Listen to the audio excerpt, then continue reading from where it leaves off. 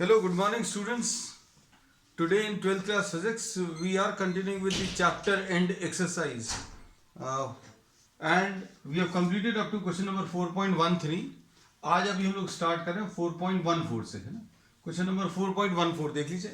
Statement के लिए अभी आप बुक सामने रखिएगा तो ज़्यादा अच्छा है. To concentric coils x and y have radii 16 and 10. x और y दो सर्कुलर कॉइल्स हैं. टू सर्कुलर कॉइल्स, जो भी चीज काम की है वो भी हम लिखते जाएंगे. Two circular coils, radius 16 centimetre and 10 centimetre. इसका 16 सेंटीमीटर और ये 10 सेंटीमीटर है. ठीक. उसके बाद फिर इसमें क्या दिया? द कॉइल है x हैज 20 टर्न्स. इसमें नंबर ऑफ टर्न्स 20 हैं और carries a current of 16 amperes. Current 16 amperes. अब इसकी कोई यूनिट नहीं रहेगी नंबर ऑफ टर्न्स की. अब इसके बाद the coil y has 25 turns. The coil y has 25 turns and carries a current of 18 amperes. इसमें बच्चों करंट 18 एम्पियर्स है. ठीक. The sense of the current in x is anti clockwise. x में जो करंट है वो एंटी क्लॉकवाइज है. Anti clockwise, हम ये सारी चीजें जो काम की हैं वो लिख दे रहे हैं एंटी क्लॉकवाइज. और इसमें क्लॉकवाइज दिया है, clockwise current for an observer. अब इसमें एक चीज बोला है कि ये इसका जो प्लेन ऑफ द कॉइल है that lies in the north south direction. Two circular coils जिनका plane lies in the north south direction. इनका जो प्लेन है बच्चों नॉर्थ साउथ डायरेक्शन में लाई कर रहा है. अब for an observer looking at the coils facing waste. अब ये सारी चीजें बच्चों इमेजिनेशन से ही आएंगी, है ना. अभी हम लोगों ने जितने भी प्रीवियस वीडियोस हैं उसमें अभी हम लोगों ने we had taken some specific direction. ये जो डायरेक्शन है ये नॉर्थ डायरेक्शन है, ये साउथ है. और इसमें ये वाला जो डायरेक्शन है ये अभी हम लोग बोला ईस्ट है और ये वेस्ट है. परफेक्टली अभी हमारा जो लोकेशन है वो बिल्कुल ऐसी ही है ना. नहीं तो वैसे भी आप याद रख सकते हैं कि facing towards us is what the north direction. पीछे की तरफ जो है बैक साइड वो साउथ है. On your right side you are having the east direction and on the left side you are having the west direction. अब circular coil जो हैं उनका plane that lies along the north south direction. तो बच्चों इसका जो circular coil है वो सर्कुलर कॉइल ये सर्कुलर कॉइल ये किस डायरेक्शन में है? ये नॉर्थ साउथ डायरेक्शन में. मतलब ये जो प्लेन है, प्लेन ऑफ द कॉइल, ये नॉर्थ साउथ डायरेक्शन में. अगर हम इसको ऐसा रखेंगे तो plane of the coil will be along the east west direction. लेकिन अब ये प्रॉब्लम में दिया है नॉर्थ साउथ डायरेक्शन. अब नॉर्थ साउथ डायरेक्शन में ये एक कॉइल नहीं है, यहां पर दो कॉइल्स हैं. These are two coils. तो ये दो कॉइल्स बच्चों अभी हम बना ले रहे हैं. अभी तो पहले ये वाली बना ली x और ये x है और ये y है. y का जो डायरेक्शन है बच्चों x और y में से, तो y का जो साइज है वो छोटा है. तो ये अभी हम लोगों ने क्या किया? We have drawn what the coil x and the coil y. और ये किस डायरेक्शन में? नॉर्थ साउथ डायरेक्शन में. अब इसके बाद इन्होंने क्या बोला, ध्यान से देखना. For the sense of current is in clockwise. अब क्लॉकवाइज एंटी क्लॉकवाइज कैसे पता चलता है? तो भाई यहां से जो चीज क्लॉकवाइज दिख रही है वो दूसरी तरफ से एंटी क्लॉकवाइज दिखेगी, है ना. तो ये चीज अभी आप ट्राई करके देख सकते हो. For someone observing from this side, if this current appears to be clockwise, on the other side it will appear to be anti clockwise. तो इन्होंने इसको भी फिक्स कर दिया. कैसे फिक्स किया?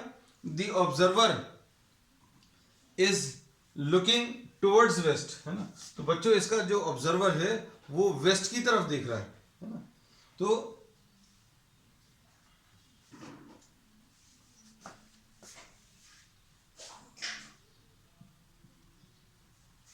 अब इसमें अभी हम लोगों ने ध्यान से देखना, वेस्ट की तरफ मतलब suppose the person is looking towards this side, इधर की तरफ, है ना.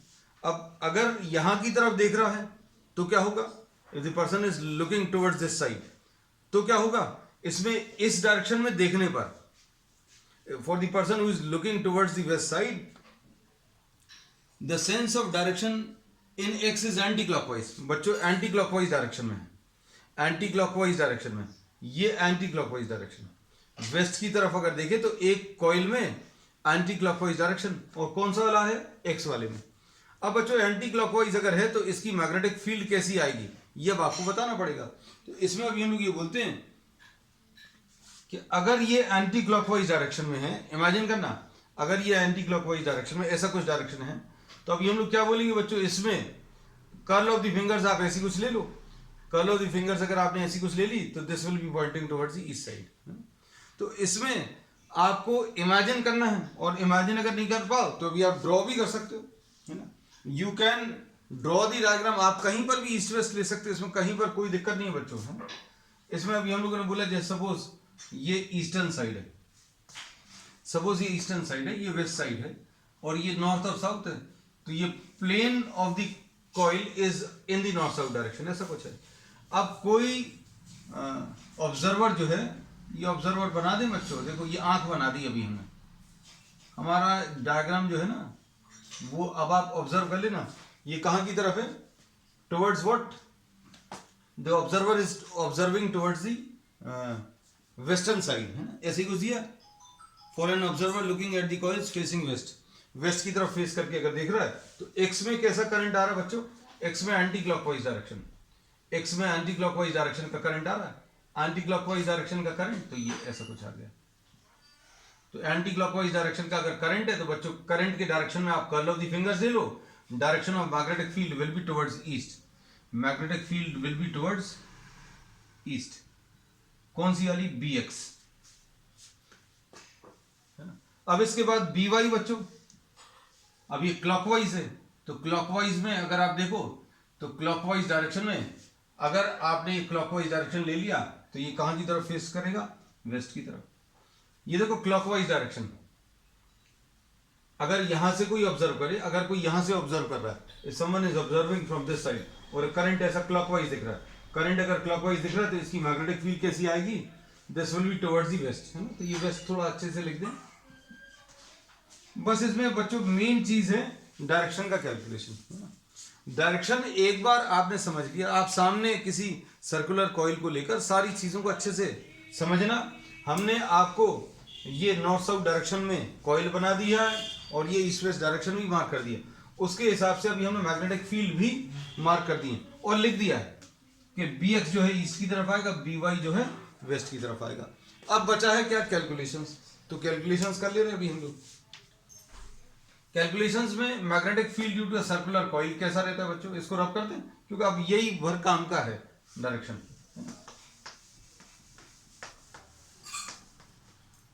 Magnetic field due to circular coil कैसी होती है, म्यू 0 I अपॉन 2R, ये फॉर्मूला है। अब अगर n टर्न्स हैं तो अभी आप n लिख लोगे, तो bx कितना आ जाएगा due to the x coil, तो सारे पैरामीटर्स अभी आप x के लोगे, तो म्यू 0 की वैल्यू कितनी है 4 pi into 10 to the power -7। Current x वाले में कितना है बच्चों 16, और नंबर ऑफ टर्न्स कितने हैं, तो नंबर ऑफ टर्न्स ये लिखा हुआ था,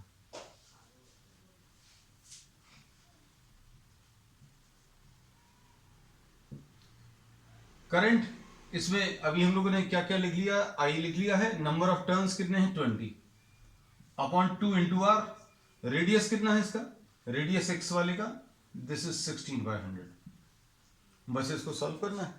अब इसको सॉल्व करने में अगर आप देखो तो ये और ये तो कैंसिल हो जाएगा, 2 इससे कैंसिल होगा, 10 टाइम्स ये ऊपर जाएगा तो कितना आ जाएगा 4 pi into 10 to the power -7, और ये 10 एक बार है और 2 बार और हो जाएगा तो 3 बार, तो ये +3, तो ये आ जाएगा 4 pi into 10 to the power -4 tesla. ये bx की वैल्यू आ गई। So this is what the value of bx। अब उसके बाद by निकाल लो, इसका डायरेक्शन याद रखना, ये अभी हम पहले बता चुके हैं, दिस इज टुवर्ड्स ईस्ट। उसके बाद by ये कितना आ जाएगा, फॉर्मूला वही है 4 pi into 10 to the power -7 लिख लिया, सारे पैरामीटर्स अब y के लिखने हैं।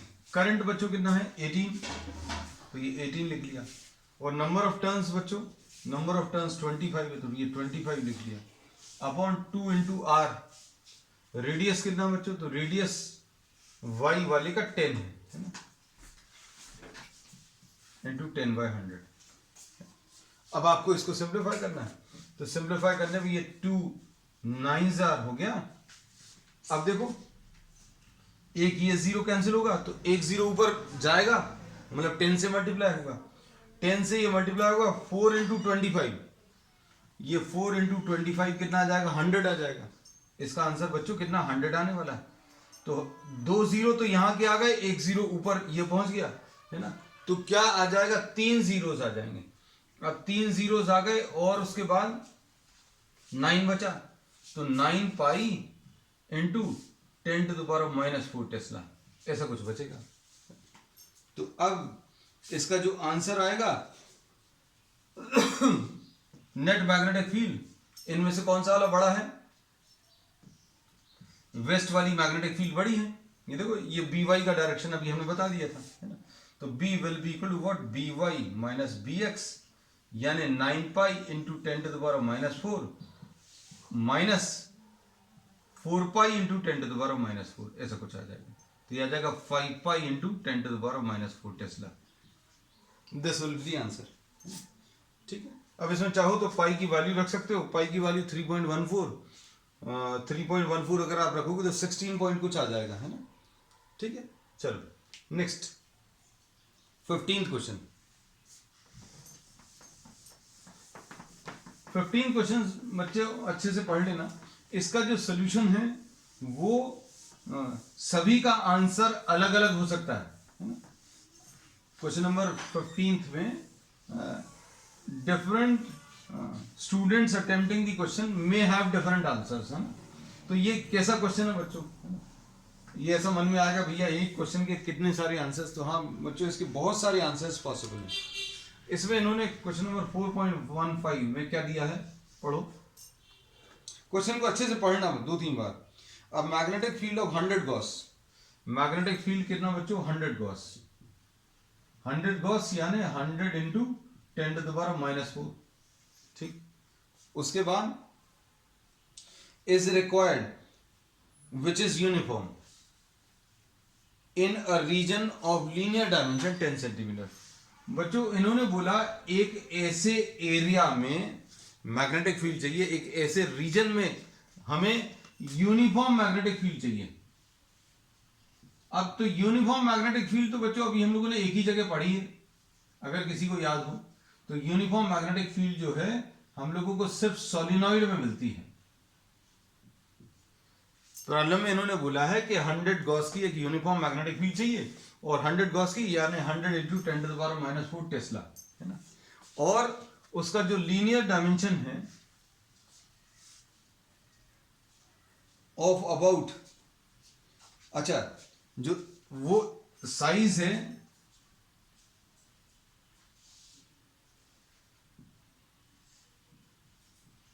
10 centimetre, and area of cross section 10⁻³ metre square. ठीक, the maximum current carrying capacity of the given coil, मतलब इन्होंने बोला कॉइल जिस वायर की बनाई है उसमें अधिकतम करंट, मैक्सिमम करंट 15 एम्पियर्स आ सकता है। ठीक है, and the number of turns per unit length, अब इन्होंने जो टर्न्स बोले हैं वो 1000 टर्न्स पर मीटर, ये मैक्सिमम साइज दिया है। इन्होंने बोला कि ये जो कोर लिया, इस कोर के ऊपर 1000 टर्न्स पर मीटर, सबसे ज्यादा इतनी वैल्यू ले सकते हो, है ना। Suggest some appropriate design particulars of a solenoid, अच्छा इन्होंने बोल ही दिया कि सोलिनॉइड ही डिजाइन करना है for the required purpose, assume that the core is not ferromagnetic. अब इसमें अच्छे से सुनना, इन्होंने बोला कि आपको एक ऐसा सोलिनॉइड डिजाइन करना है जो लगभग इतनी मैग्नेटिक फील्ड दे दे, कितनी 100 इंटू 10⁻⁻4 टेस्ला, लगभग इतनी मैग्नेटिक फील्ड दे दे, और उसमें जो वायर का आप यूज कर रहे हो वो मैक्सिमम 15 एम्पियर करंट पास कर सकते हैं उसके थ्रू, है ना। मतलब जिस मटेरियल की भी आप ये सोलिनॉइड बनाने वाले हैं उसके अंदर सबसे ज्यादा करंट आप कितना पास कर सकते हो, 15 एम्पियर। मतलब आपको करंट उसके थ्रू कितना पास कर सकते हो, या तो 14 होगा या 13 होगा या 12 होगा या 11 होगा या 10 होगा या 9 या 8, है ना। 15 एम्पियर से कम रहना। और एरिया उन्होंने बोला उसका 10⁻³ मीटर स्क्वायर रखना, है ना। तो अब हम लोग क्या कर रहे हैं बच्चों, ध्यान से सुनना कि सोलिनॉइड की मैग्नेटिक फील्ड कितनी होती है, μ0 Ni। इसमें कोई समस्या नहीं। Magnetic field of the solenoid B = μ0 Ni। तो अब इसमें अभी हम लोग क्या कर सकते हैं, इससे number of turns per unit length निकाल सकते हो। Number of turns per unit length कैसे मिलेगा, B/μ0 × I, ऐसा कुछ आ जाएगा। और आपको B कितना चाहिए, आपको जो सोलिनॉइड बनाना है उसमें B की वैल्यू बच्चों इतनी चाहिए, 100 × 10⁻⁴ टेस्ला। μ0 कितना होता है, 4π × 10⁻⁷, ऐसा कुछ आएगा। ठीक, अब इसके बाद नेक्स्ट क्या कर सकते हैं, आई की वैल्यू बच्चों 15 है। अब ये आई की वैल्यू 15 ही लेना है, ये जरूरी नहीं है। तो अब हम लोग ये कहते हैं कि आपको ये दिया हुआ है कि आप सोलिनॉइड जिस मटेरियल का बना रहे हैं, आप जिस मटेरियल का भी ये सोलिनॉइड बना रहे हो उसका उसमें जो वायर है वो मैक्सिमम 15 एम्पियर्स ले सकती है। तो टेक, अब ये बच्चों अच्छे समझना, टेक आई = 10 एम्पियर्स। मतलब इस सोलिनॉइड में आप कितना करंट पास करने वाले, 10 एम्पियर। भाई 10 क्यों लिया, कोई बोलेगा ये 15 दिया है, तो ये 15 क्या दिया, कैपेसिटी दी है। मतलब इस वायर में मैक्सिमम करंट 15 एम्पियर्स पास कर सकते हैं। तो 15 एम्पियर ही पास करना है ऐसा नहीं दिया। आपको एक सोलिनॉइड डिजाइन करना है जिसमें इतनी मैग्नेटिक फील्ड आनी है, तो भाई कितना करंट आप 10 एम्पियर्स 5 एम्पियर्स जो भी लेना वो अज्यूम कर सकते हो, लेकिन 15 से कम रहना चाहिए। और 15 के आसपास रखोगे तो डेंजरस है ना, क्योंकि इसकी करंट कैरिंग कैपेसिटी 15 एम्पियर है, तो आप थोड़ा सा कम ही रखना, है ना। अब आई की वैल्यू अभी हम लोगों ने 10 रख ली।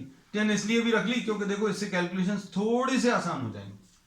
तो ये कितना आएगा बच्चों, देखो इसमें ये कैंसिल होगा, ये 10⁻10 इंटू ये आ जाएगा 10⁻⁻4 और +7/4π, ऐसा कुछ मिलेगा।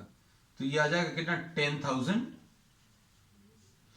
10,000 कैसे आया देखो बच्चों, ये अभी हम डायरेक्टली लिख रहे थे, ये 10⁻³ आ जाएगा अपॉन 4π, यानी ये 10,000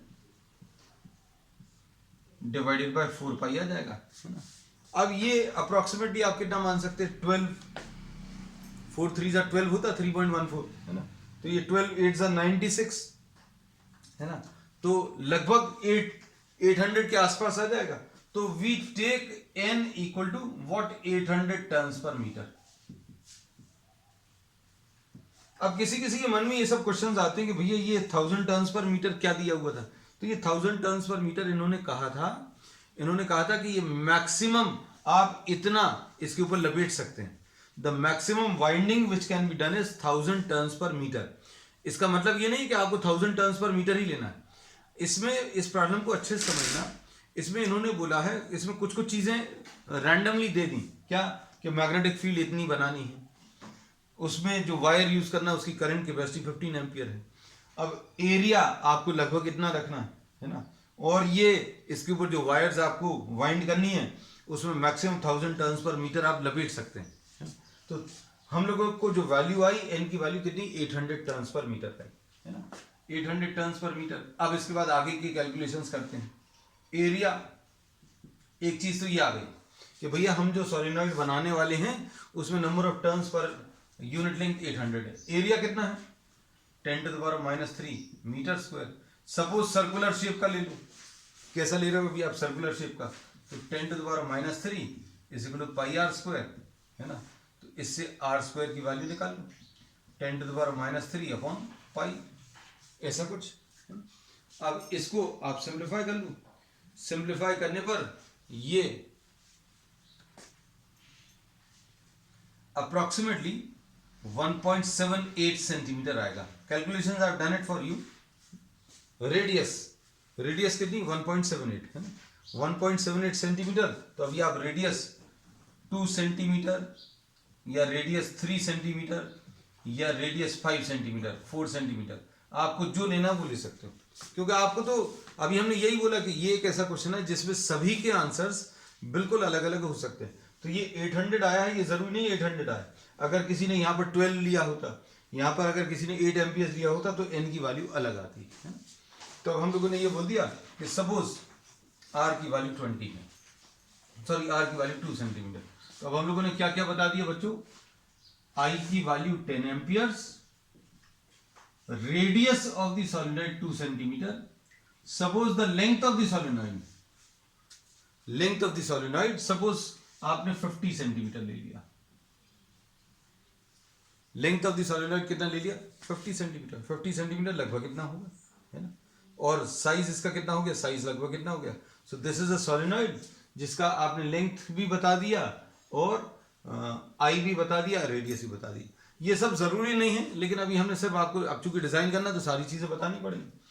तो आपने रेडियस बता दिया, लेंथ बता दिया, अब टोटल नंबर ऑफ टर्न्स कैसे मिलेगा, total number of turns will be equal to what, n into L. n कितना है 800 इंटू l कितना है 50/100 है ना, तो ये 400 टर्न्स आ जाएगा। तो आप एक ऐसा सोलिनॉइड बनाने वाले हो जिसमें कितने 400 टर्न्स आने वाले हैं। तो 400 टर्न्स आ गए, लेंथ 50 सेंटीमीटर आ गई, रेडियस आ गई और करंट कैपेसिटी 10 एम्पियर्स। अब आपको कोई और स्टूडेंट अगर होता तो इसका कुछ और आंसर कैसे मिलता, कुछ और आंसर कैसे मिलता ये अभी हम आपको बता दें। सपोज किसी ने आई की वैल्यू 12 एम्पियर्स ली, अगर आई की वैल्यू बच्चों 12 एम्पियर्स ले लिया तो एन निकाल लेना, एन कितना आएगा। ये एन जो है 1000 से ज्यादा नहीं आना चाहिए, बस ये याद रखना। अगर आपने ये 12 एम्पियर लिया तो बढ़ा दिया, मतलब ये 800 से कम आएगा है ना।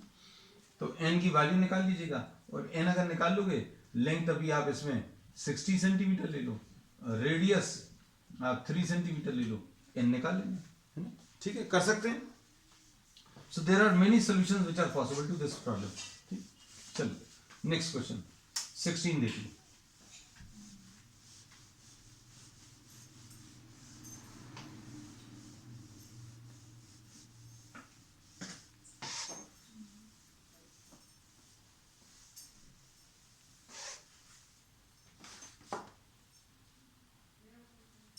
Sixteenth question,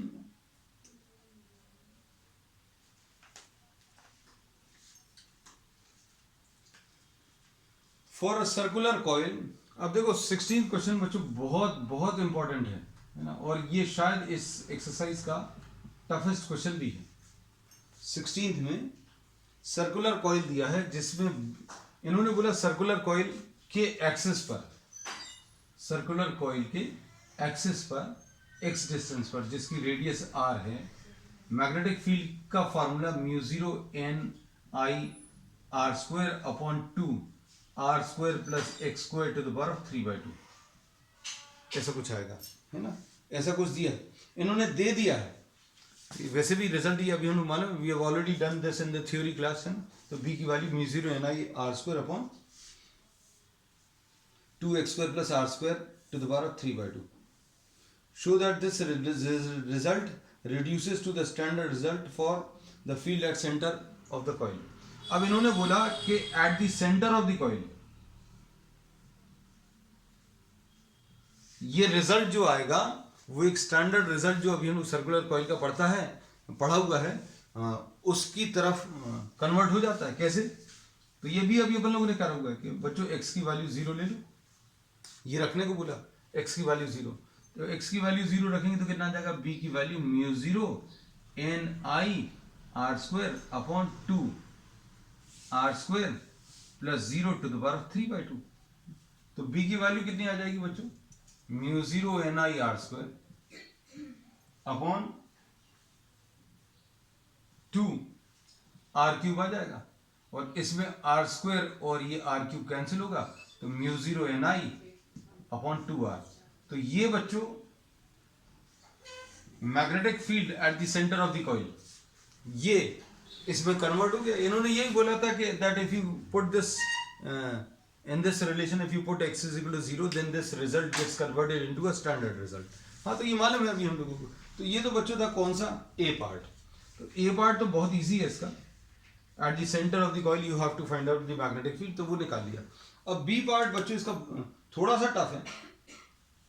अब इसमें इन्होंने बोला consider two parallel coaxial circular coils of equal radius R and number of turns n carry equal currents in the same direction and separated by distance. हाँ, अब देखो इन्होंने बोला दो कॉइल्स ले ली।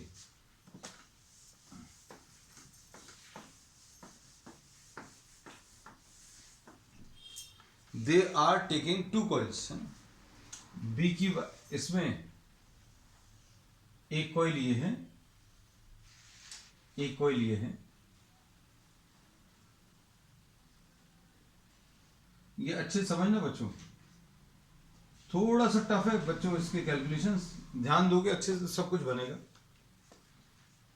और एक बार खुद इसको लिखकर कर लेना। ये आर है, रेडियस ऑफ ईच कॉइल ये भी आर है। ये जो अरेंजमेंट है बच्चों दो सर्कुलर कॉइल्स का, which are having the same radius and placed at a distance equal to radius, इसको अभी हम लोग हेल्महोल्ट्ज कॉइल बोलते हैं। ठीक है, अब इसमें क्या दिया है, show that the field on the axis around the middle point. इन्होंने बोला कि मिडिल पॉइंट के आसपास, मिडिल पॉइंट के आसपास एक छोटे से एरिया में, एक छोटे से रीजन में मैग्नेटिक फील्ड जो है वो एक यूनिफॉर्म मैग्नेटिक फील्ड जनरेट होती है। तो इसको समझने की कोशिश करो। इसमें अभी हम लोग क्या कर रहे हैं बच्चों, ध्यान से सुनना। आप अगर एक सर्कुलर कॉइल ले लें, सर्कुलर कॉइल में इसमें करंट ऐसा कुछ आ रहा है, करंट ऐसा कुछ आ रहा है, तो इसके कारण मैग्नेटिक फील्ड यहां पर निकालो या यहां पर निकालो, कैसी आएगी, magnetic field will be towards the right side. इसमें यहां पर अगर निकालेंगे तो भी राइट की तरफ आएगा, यहां पर अगर निकालेंगे तो भी राइट की तरफ। मैग्नेटिक फील्ड का डायरेक्शन किससे मिलता है, थंब से। कब मिलता है थंब से मैग्नेटिक फील्ड का डायरेक्शन, अगर curl of the fingers, if the curl of the fingers points in the direction of current, if the curl of the finger points in the direction of current, then magnetic field is the direction of the thumb, है ना। तो अब हम लोग कह रहे हैं current इसमें सेम डायरेक्शन में दिया हुआ है। करंट बच्चों अगर इस पहली वाली कॉइल में ऐसा है तो इसमें भी ऐसा ही है, दोनों में सेम डायरेक्शन में करंट है। और यहां पर अगर मैग्नेटिक फील्ड निकालें, यहां पर इसके कारण टुवर्ड्स द राइट साइड आएगी, और इसके कारण अगर आप निकालोगे तो इसके कारण भी टुवर्ड्स द राइट साइड आएगी। क्यों, क्योंकि करंट का डायरेक्शन सेम है। Curl of the finger points in the direction of current, thumb will give you the direction of magnetic field. तो magnetic field, current in same direction, therefore B is also in same direction for both coils.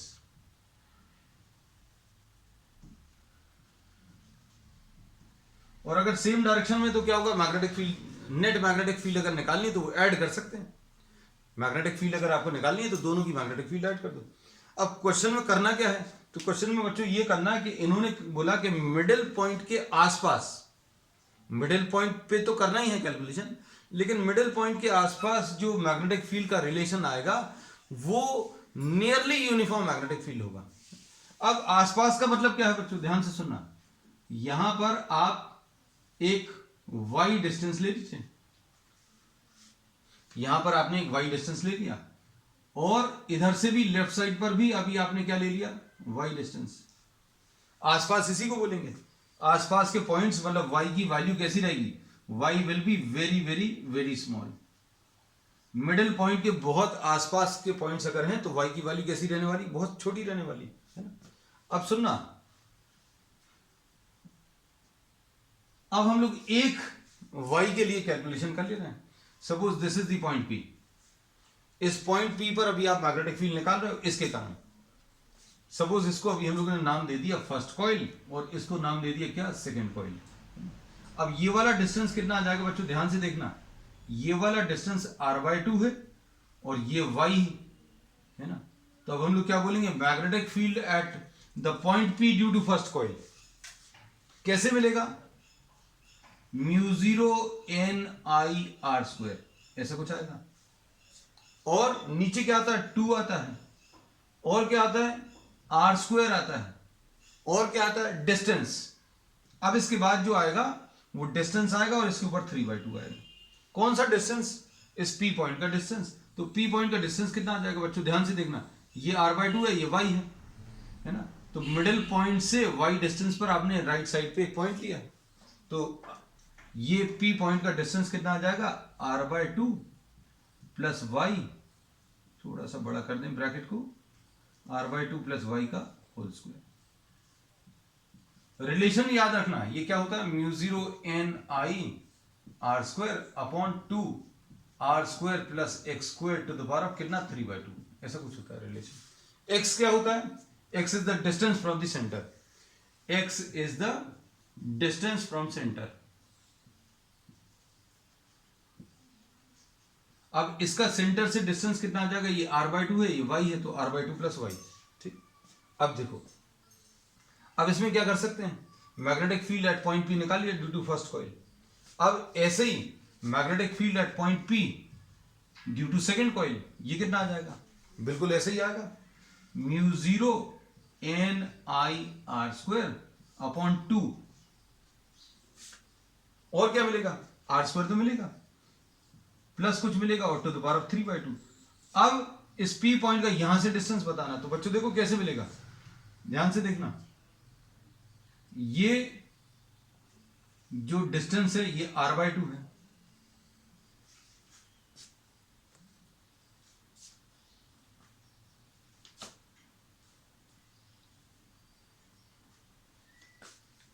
अब इसमें क्या करने वाले हैं, ध्यान से देखना, ये r/2 में से ये y माइनस कर दो, क्योंकि ये मिडिल पॉइंट था, ये याद रखना, मिडिल पॉइंट से हमने कितने डिस्टेंस पर, y डिस्टेंस पर ये पॉइंट लिया था। अगर ये y है तो इसके सेंटर से, इस वाले के सेंटर से कितना आ जाएगा डिस्टेंस, ये r/2 में से ये y माइनस कर दो, तो ये डिस्टेंस आ जाएगा बच्चों इसका r/2 माइनस y। तो यही अभी हम लोग यहां पर लिख लिया ना, r/2 माइनस y। बस अब क्या करना है, चूंकि मैग्नेटिक फील्ड सेम डायरेक्शन में है,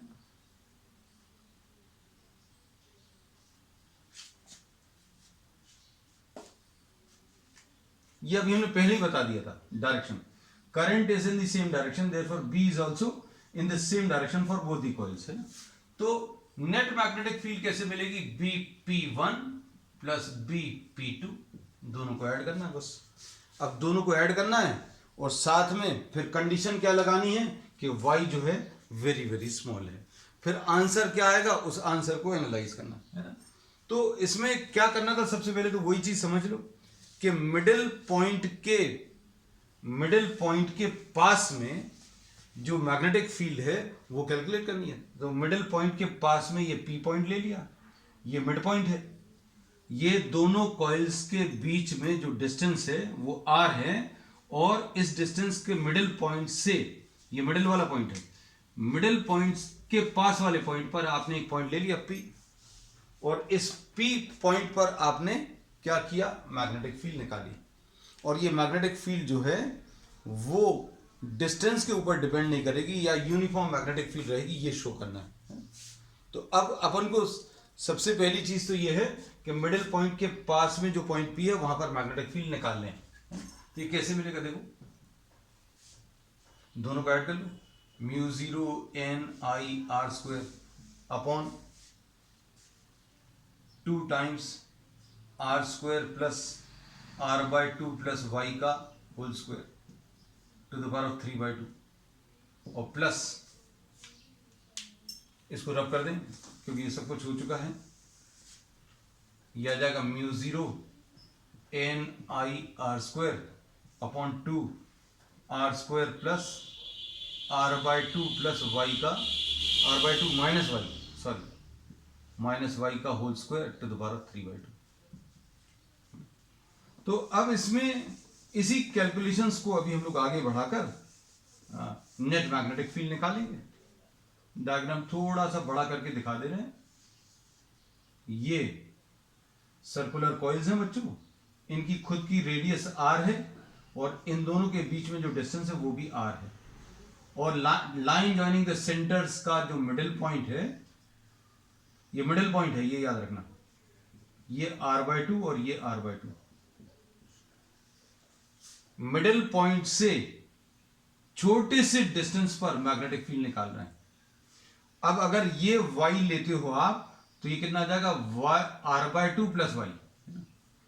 पहले कॉइल से डिस्टेंस कितना आ जाएगा, r/2 प्लस वाई, और दूसरे वाले से डिस्टेंस कितना आ जाएगा, ये r/2 है और ये y माइनस कर दो तो ये कितना आ जाएगा, r/2 माइनस वाई।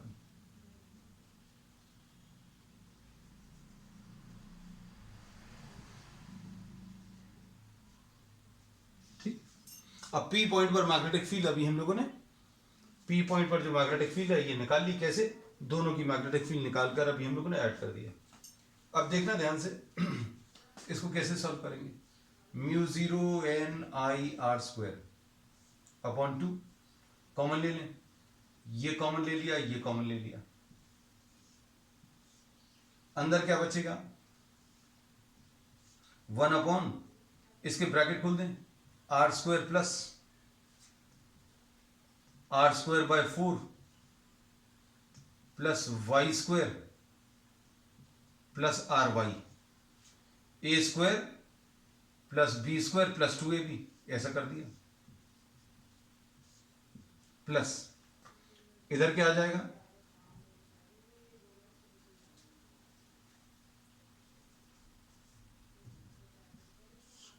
ये आ जाएगा r² plus r²/4 plus y² minus ry, ऐसा कुछ आ जाएगा, टू द पावर ऑफ कितना, 3/2। अब इसके बाद क्या करोगे,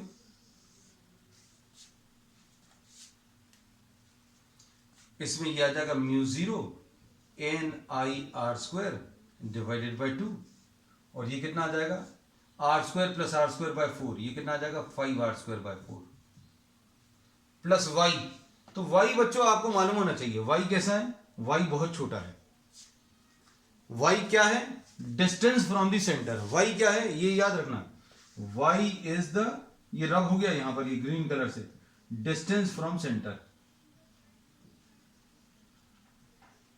और ये कैसा है बच्चों, ये वेरी वेरी स्मॉल है, y जो है this is very very small.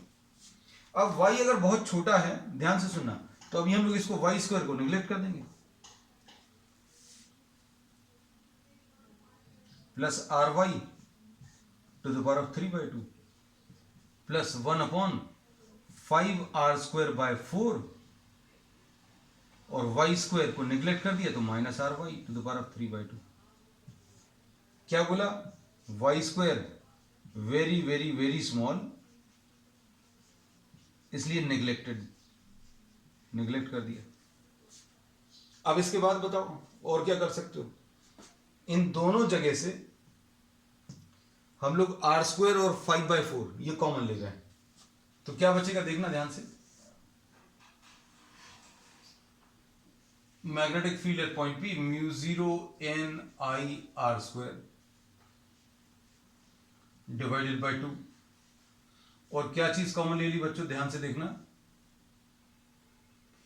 5r²/4 common ले लिया, तो क्या बचेगा,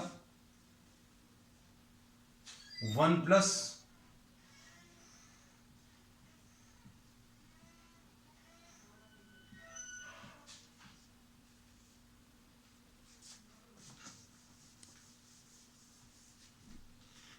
ये देखो जरा,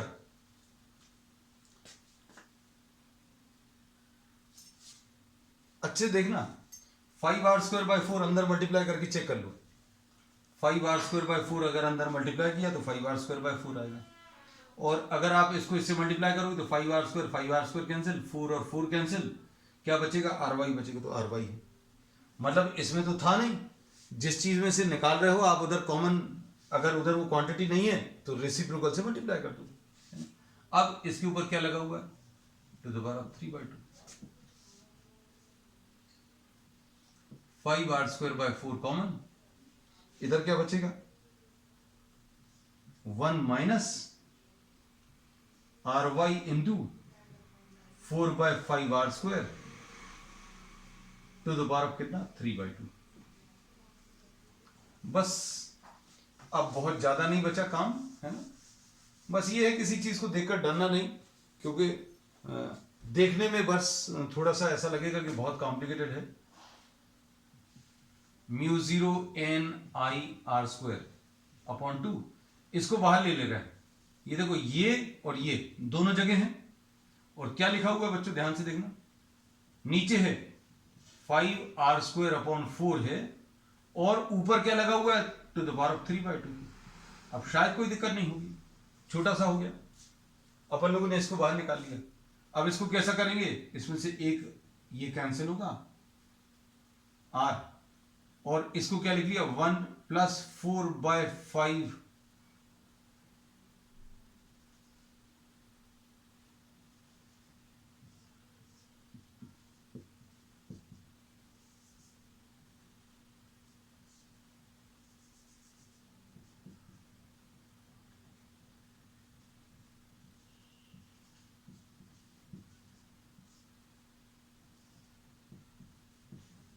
ये क्या किया इसमें,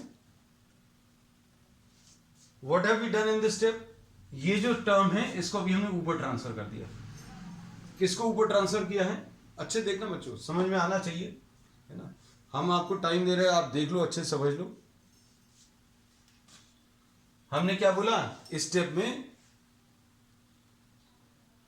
में क्या किया, 5r² को बाहर लिख लिया,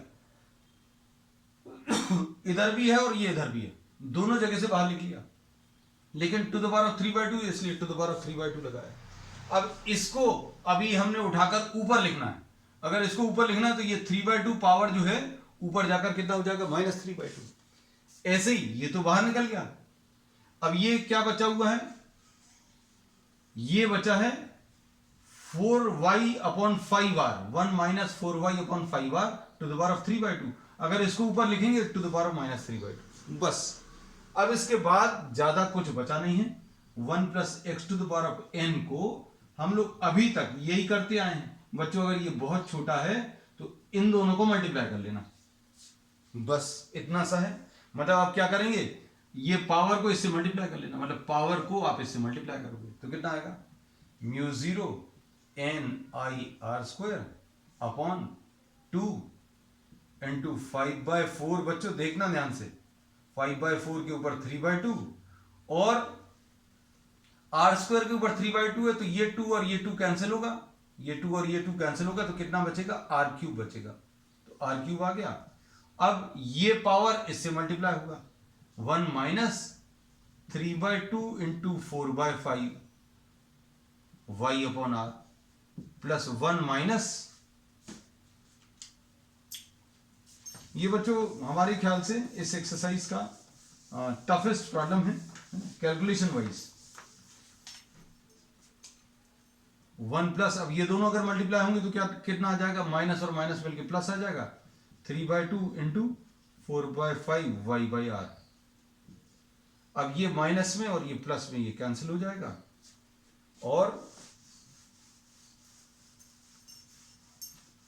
क्या बचेगा बच्चों, देखो ये 1 + 1 2 आएगा, μ0 n I r², ये r² और ये कैंसिल होगा, 2 5/4 to the power of 3/2 r, sorry इधर r² तो कैंसिल हो गया था, तो इधर क्या बचा था, सिर्फ r बचा है, ठीक है, इंटू 2, 1 + 1 कितना आ जाएगा 2।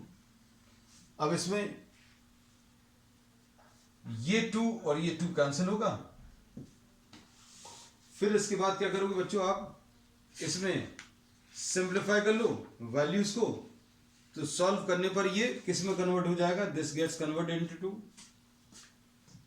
0.72। ये सॉल्व कर लेना कैलकुलेटर पर, 0.72 mu zero N I upon R, यही रिजल्ट अभी हम लोग को लाना था, है? तो अब इनमें देखो, इसमें कहीं पर भी डिस्टेंस वाला कॉन्सेप्ट नहीं आ रहा। म्यू जीरो क्या है? परमिएबिलिटी है, एन नंबर ऑफ टर्न्स है, आई क्या है? आई इसमें करंट है, R is the radius. So magnetic field near the centre, near the centre का मैथमेटिकली मतलब क्या है? Y very small. Magnetic field near the centre, that means Y very small, is a uniform magnetic field. Uniform magnetic field क्यों है बच्चों? क्योंकि ये distance के ऊपर डिपेंड नहीं कर रहा, वाई के ऊपर डिपेंड नहीं कर रहा। वाई पूरा का पूरा, ये सारे टर्म्स कैंसिल हो गए।